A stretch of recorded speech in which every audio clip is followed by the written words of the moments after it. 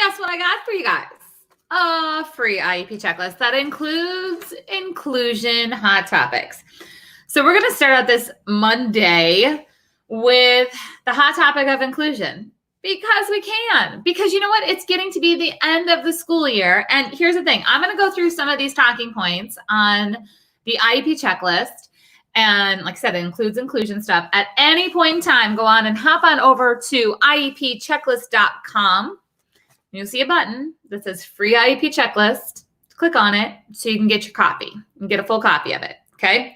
So for those of you that don't know, I have been in the field professionally for over 20 years, but I'm a special needs sibling, which means that I've been in the special needs community my entire life, and I've seen inclusion done poorly. I haven't seen inclusion done well. I have seen inclusion cause more harm than good for everyone that's involved. The student who has a disability, the general education. I've seen a lot of ugliness and I've seen a lot of joy. I've seen a wide range of things that has happened when it comes to inclusion. So when I'm asked to speak on inclusion and all the things that go along with that, I don't really focus on the specific inclusion talking points that a lot of special education books or blogs or resources focus on. You know, I'm not talking about just how to modify materials or how to generate peer buddies that make sense. Or, there's just not a lot of people kind of saying it like it is when it comes to inclusion and how tough it is and the little nuances that are really big things that need to be paid attention to. So again, at any point in time, go on over to iepchecklist.com, find the button that says free IEP checklist, and it's yours. So, and you can post some questions down here too. So I'm going to be here for a little bit doing some Q&A with you guys. So let me give you some of the talking points that are on the checklist. One of them is, how about this one? Has the aide been trained on how to create an inclusive experience?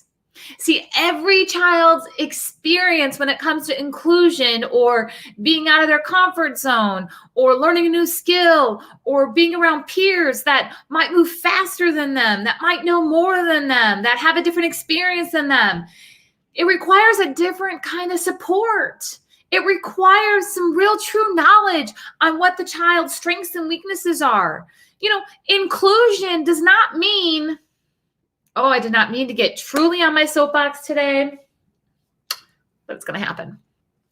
Inclusion does not mean an aide and a child with special needs sitting in the corner of the classroom at their special desk area so they're not interfering with the rest of the classroom.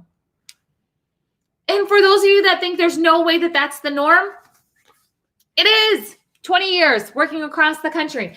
I am not saying that teachers are doing this intentionally. Remember, I was a special education teacher.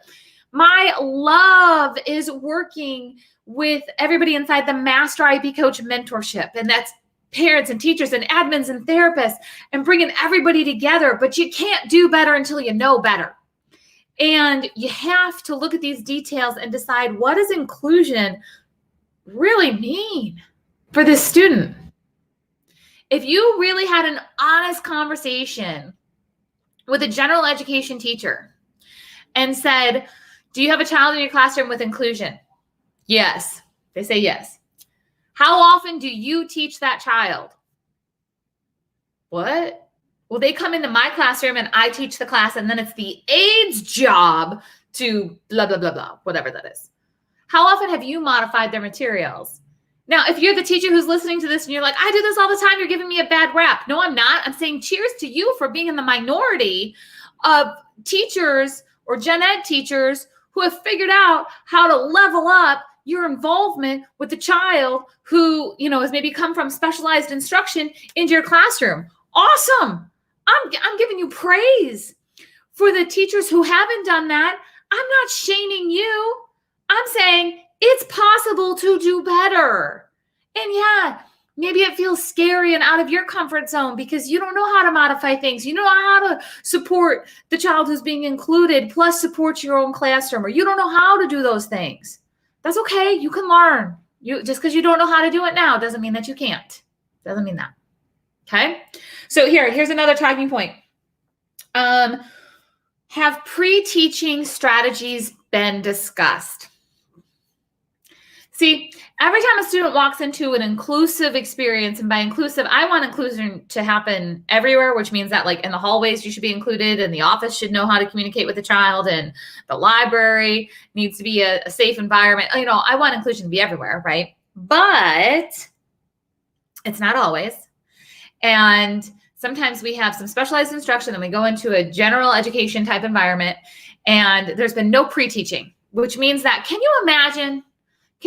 Okay, so you're at a workshop, like a big conference. You're at a big conference and there's all these different sessions going on and nobody told you.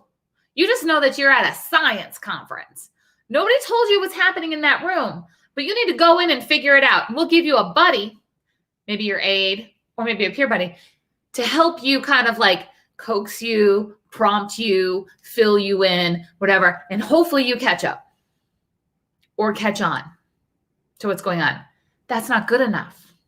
There needs to be a smoother transition, a better pre-teaching model in place for inclusion to truly work. None of us enjoy walking into a room where we don't know what the expectations are, or people assume we know what the expectations are. They assume we know what's happening. They assume we can just go with the flow and kind of like jump in with everybody else. And then when we don't, it's an extra struggle. So we have to make sure that things like pre-teaching are absolutely done. We have to make sure that aides are trained and supported, because you know what? They're showing up. They're showing up to support kids. And then if they're not trained right, then they feel bad about their job, not because of the kids, but because they don't feel equipped to make that happen. And they need to feel equipped. So I want you guys to hop on over to IEPchecklist.com, grab your copy. You'll see a button right there, like I said, free IEP checklist. Just click it over on IEPchecklist.com. Grab your copy. Go through this list, because this is the stuff that people are not talking about that really fills the gaps for why inclusion isn't working at the level that it could be. So, all right, guys, I'll talk to you soon.